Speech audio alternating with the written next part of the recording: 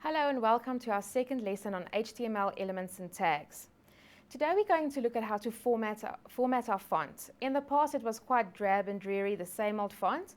So now we're going to format the font to make it slightly more interesting. We're going to look at some tags that can help us do that. And the first tag that we're going to look at is the font tag. So over here you'll see the tags similar to what we've done previously. It has the angle brackets and it has both an opening tag and a closing tag. And remember that the closing tag will have this / in front of it. You can now also go and add attributes to the font tags. So you can change the font color, for instance. Just note the spelling there. It's the American spelling, C-O-L-O-R. And then you'll use the equal sign and you can type in the color that you would like to change your font to. You can also use codes for this. You can also change the font face, that's the font type. In this case, I change it to Arial. You can change it to anything that's installed on your computer. You can change the font size. Now just be aware here that you're not typing in the font size like in Word and Excel 10, 12, 14. You're just making it +2, making it bigger by 2, or like in this case, reducing the size using -2. And you can string all of these together to change your font. You don't have to do them individually on different lines. Okay, right.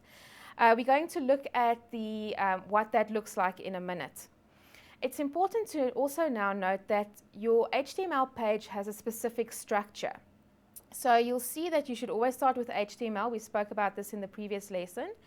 And it ends with HTML. And whatever's in between these two tags defines what's on your web page. Then you've got your heading section. And whatever we put in here displays the title in the title bar of the browser. And just underneath that, you've got your content that's going to be displayed. So your body will be quite large because that's where you're going to add everything into your web page. It's important to keep a proper structure, otherwise everything's going to go to pieces later on. Okay, we're going to look at that in a minute. We're also now going to look at some color attributes. So you can also go and you can change the background color of your web page, for instance. So the entire background you can change to a color that's going to work for you. It's obviously important here to look at something like a color wheel to make sure that the colors contrast properly and that it doesn't irritate the eye when you're looking at it. As I'm quite sure the red and the gray at the moment might be irritating your eyes.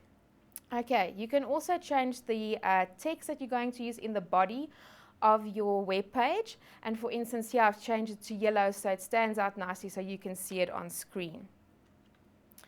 Right, you can also add links in your web pages. So you're not going to just have a static web page, that's boring. You would also like to add information in there that makes it interesting for people to visit your web page. You can add links to pictures or other websites or to your own website to different pages on your website. So for instance, in this link, I've added the Mindset Network web page, and if people were to click on Mindset Network website, they'll actually go to that website.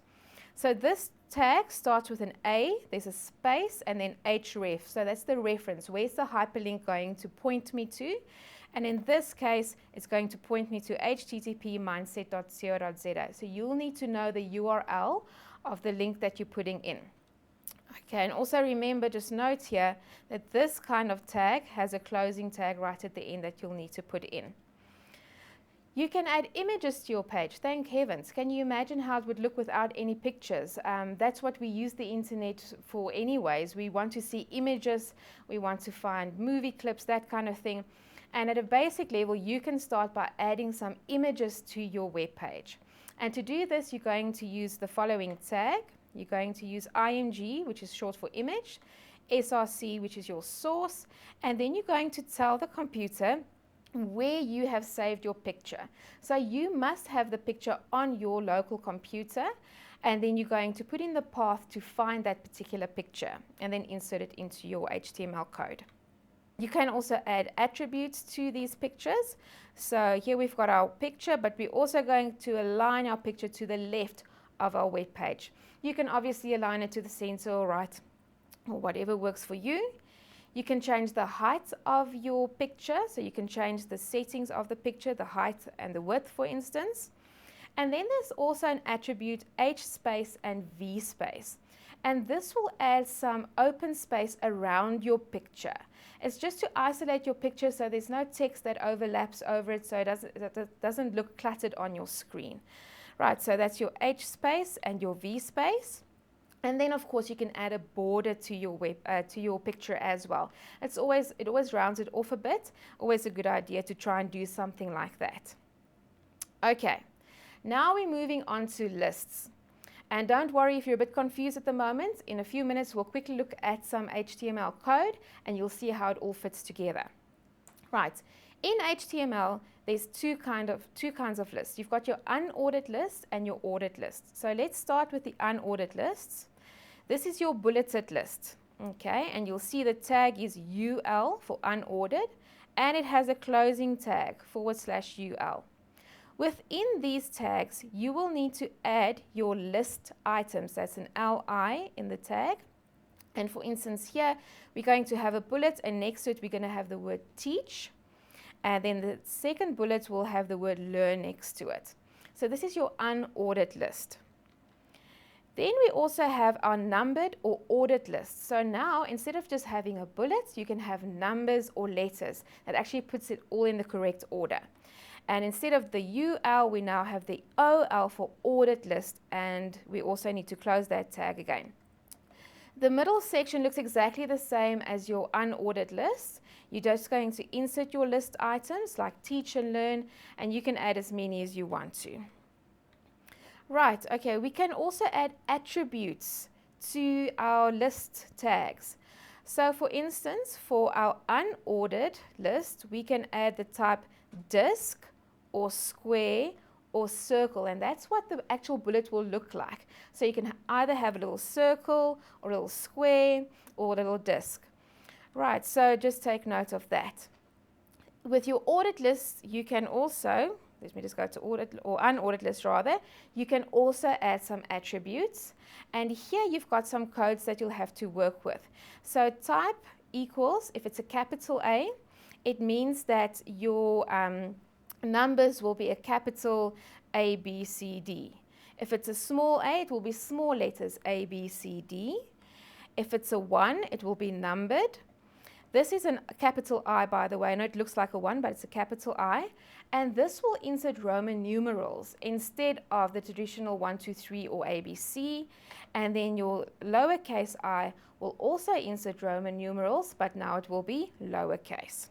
Okay, note how this is in the opening tag of your ordered list, and the same with the unordered list. You add these attributes in the opening tag, and then you'll have your list items in between the opening and the closing tags. Right, let's quickly have a look at some of the examples. So I'm going to go to my Notepad++ program now. Okay, we spoke about the HTML, we spoke about the head and the title before. Here's my body section where I've now gone and I've changed some font. So I've changed the font color to purple for this sentence, and I'll display it in a minute so you can see what it looks like. Here I've changed the font face, so the type of font I've changed to Arial.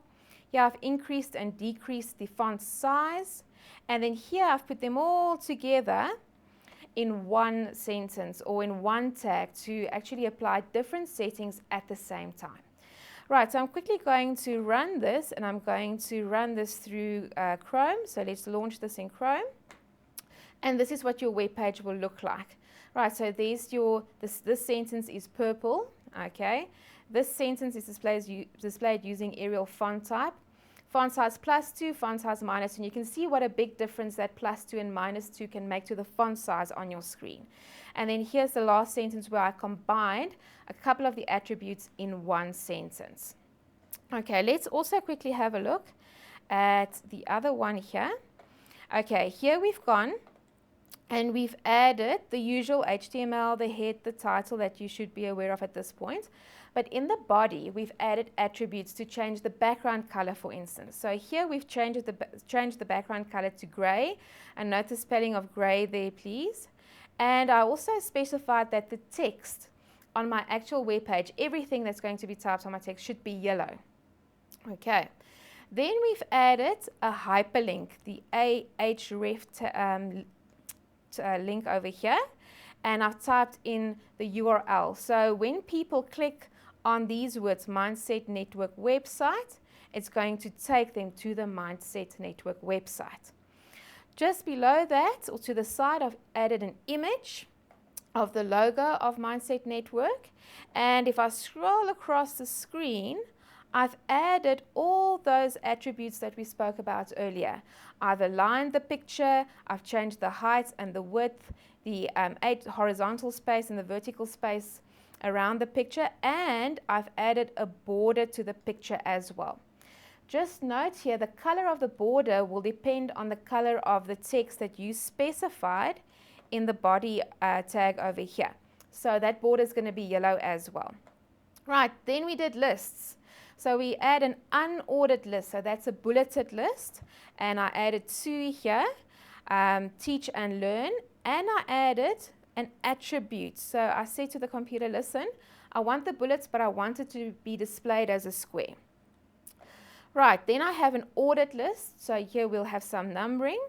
I also added an attribute, capital I, so the computer will insert capital Roman numerals in this case. Okay, let's quickly run this one. Let's launch this in Chrome. Okay, there we go. There's our picture, okay, with our yellow border. And then over here is where we have our hyperlink that's going to take us to the Mindset Network page. I'll do that in a minute. Here's our unordered list, the 2 bullets, and you can see, I'm just going to zoom in so you can see a bit here. Right, so here's our website, and now it's displayed in our browser in Google Chrome. You can see the picture over here. I've zoomed in, so that's why it doesn't look that great. I just zoomed in so you can see properly. But here's our picture with the border that we've added. Here's our unordered list, our bulleted list, and here's our ordered list with our Roman numerals. And then right here at the top is the hyperlink that we inserted, which was the Ahref tag that we used. And you'll see if I move my cursor over it, the pointer turns into a little hand. That means this is a hyperlink, and if I were to click on it, it will direct us to a different website, in this case the Mindset Network website. On this note, we should also just have a look at the structure of your final product. We've spoken about the HTML structure, and within Notepad++, you should have a specific structure. But then when you start creating your web pages, they should be structured. If people find your web page difficult to navigate, or the information's on top of each other, they're not going to stay there very long. The World Wide Web has lots of web pages, and they will find something that will work for them. So if we quickly have a look at this website, everything is straightforward. We've got the navigation here at the top. There's only 3 links, and then there's some more links underneath that. They've got their logo on the side, clear and simple. It doesn't take any guessing work to figure out where to go if you're looking for information here. Then if you scroll down further, there's additional information that you might be interested in. And some pages even have a little footer section at the bottom that you can also use for navigation. And then also remember to think of your target audience when you're creating your website. Not only should the website be easy to navigate, but you should think about who's going to come and visit your webpage, or who you want to come and visit your webpage. If it's for younger people, you're going to try and keep your colors vibrant and interesting. If it's a more formal website, maybe for the government, you're going to keep things in a formal tone. You're not going to add wacky fonts and all kinds of funny stuff. Right, that concludes our lesson on HTML tags and elements.